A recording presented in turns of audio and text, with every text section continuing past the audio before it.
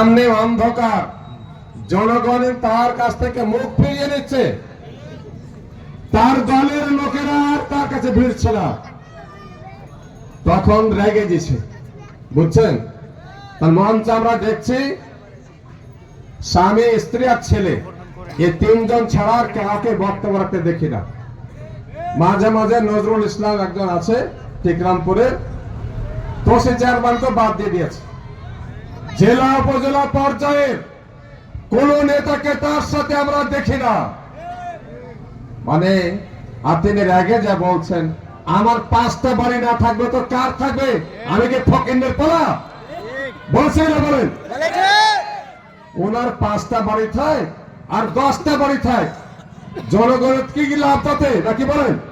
জনগণের কোনো লাভ আছে? তো তিনি 5টা 10টা বাড়ির গল্প শুনেছেন কেন?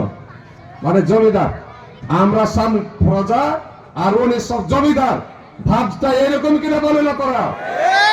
এই জমিদারের রাজনীতি চাপাইলে আপনাদের চলবে না, ঠিক কিনা বলেন? আপনি 4 বার এমপি হয়ে জমিদারগিরি করেছেন, আর চাঁপাইনবাবগঞ্জে জমিদারের রাজনীতি চলতে দেওয়া যাবে না, হবে না, ঠিক কিনা বলেন? কি সবাই রাজি আছেন? আমরা এবার জনগণের এমপি চাই, নাকি বলেন? আমরা জনগণের এমপি চাই। নুরুল ইসলাম বুলবুল তিনি জনগণের এমপি হবেন। আমাদের ধন সম্পদ এত নয়, আমরা গর্ব দেখাই না।